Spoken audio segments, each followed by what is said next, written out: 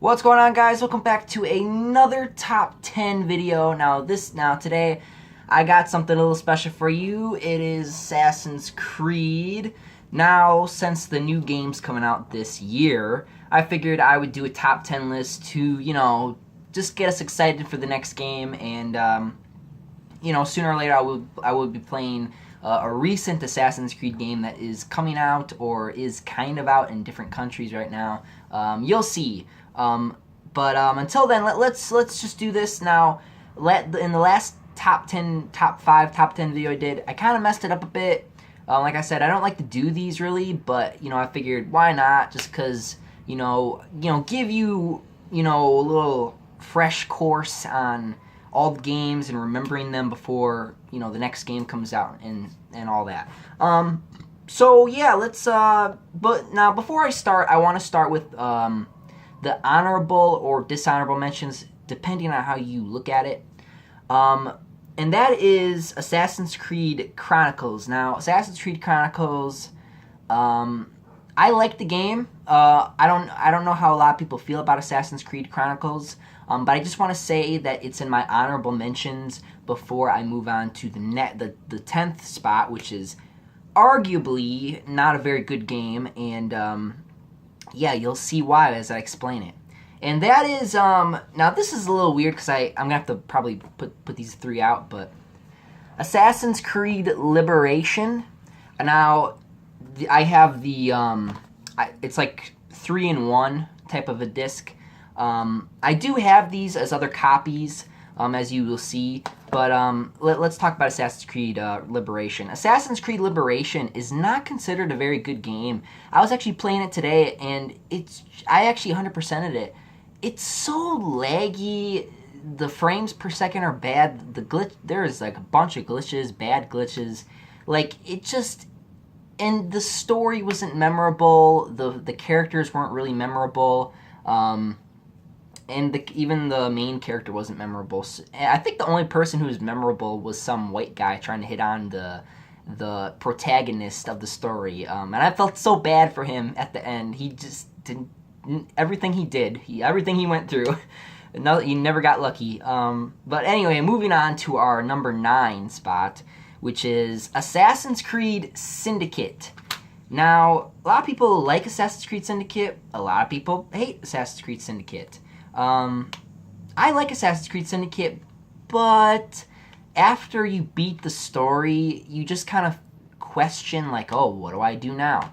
And I think the worst part about that is you can't even go back and make a new game like you can with Liberation or 3 or 4 or Brotherhood or Revelation. You can't make a new game, and that is a bummer. And you can go back and replay the memories, but it's just not the same.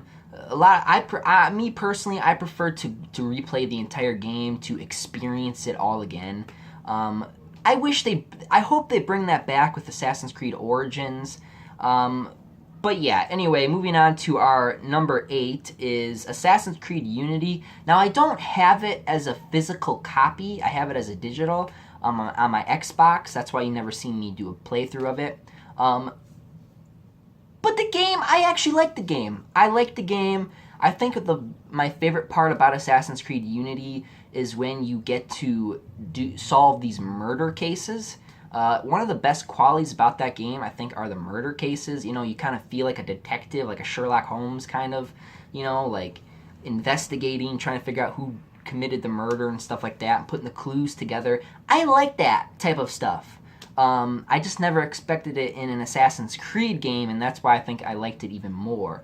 But I like the climbing and it feels very, and this is the first game that introduced to you the free run down motion.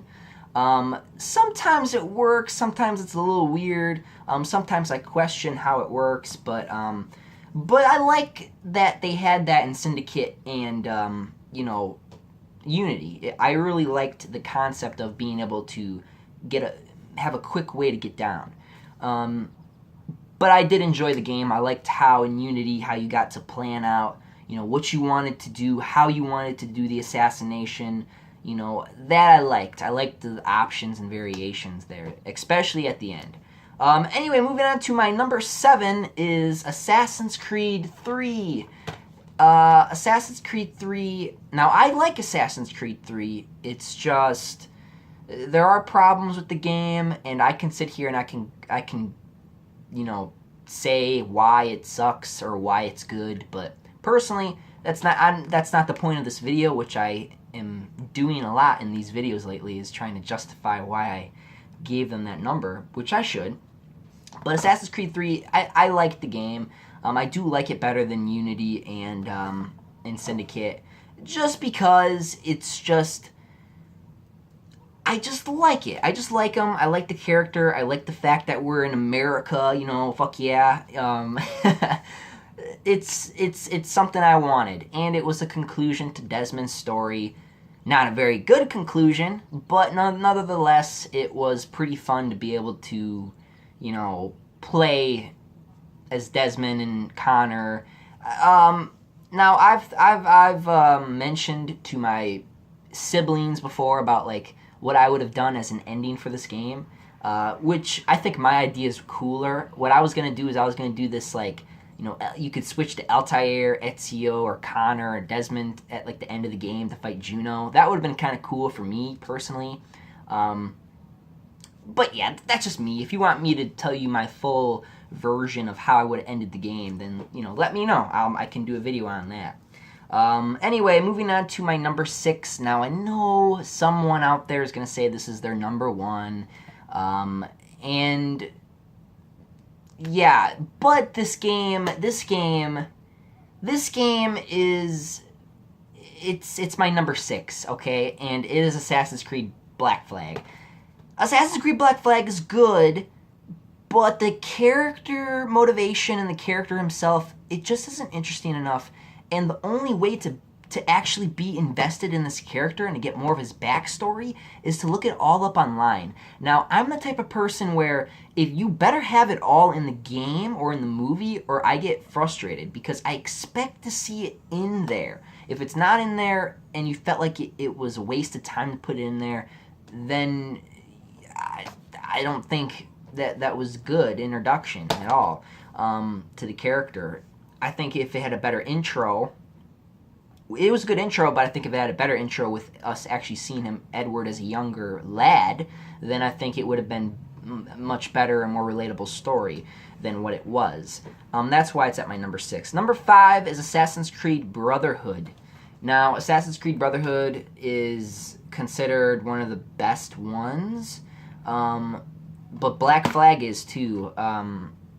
Personally, Brotherhood to me is good, but I felt like it wasn't as good as number 2 or Revelations or Black Flag. I mean, well, I did put this in front of Black Flag, but I just meant as in gameplay wise. The gameplay is the same as number 2, you know, except you got to have this for the first time. You got to have this group of assassins, and you know that was new and different and creative, and you know it was a cool concept, and I'm glad they've kind of kept that over the years, but it's changed a couple times in different ways, and not in the best way. Assassin's Creed 2. Now, a lot of people consider this the best Assassin's Creed game ever. Me personally, it's not. It is good because it kind of, you know, it's a story about a young person becoming an assassin, and that's a good story, but it just doesn't work for me as my number 1. You know, it just doesn't give me what I want fully. You know, the game kind of puts this mystery over your head, like who are these people? You know, who are they? But because if you played the first game before you played number 2, would know that, oh, these are Templars, and you know Ezio doesn't really know who they are, and he doesn't really care, you know, he's just out for revenge. It's a revenge story. It's all it really is, you know. It's not about Assassin's Creed as in the Creed, you know. That's why I put that at my number 4 spot. Now, this game, I wanted to give it my number 2, but I brought it down because it's a lot of people don't like this game. A lot of people love this game. I'm one of those people who love the game. This is the type of game that I play all the time, and that is Assassin's Creed Rogue.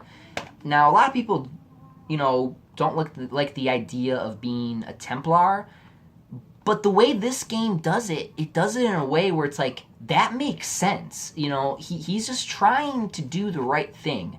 It's not that he's trying to be this bad guy. At the end, does he become the bad guy? Yes.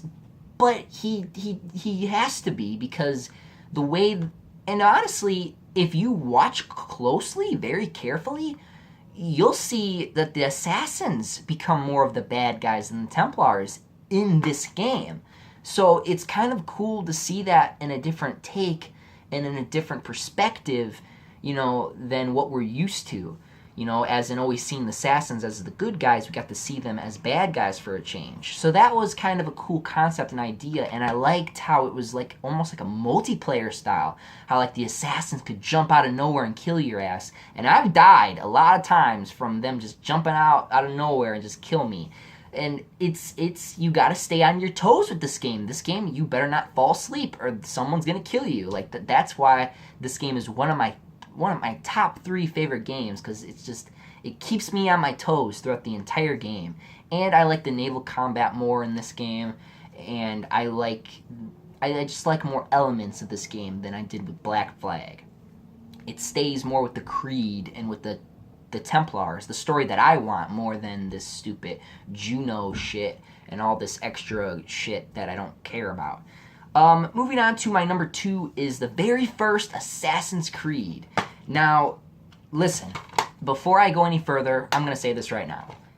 Altair, if Altair was not my favorite assassin, Shay would have got number 1. But because Altair is my favorite, I got to give them the number 2 spot. Altair, Assassin's Creed 1, my favorite assassin. I just wish that in Revelations his voice was the same voice.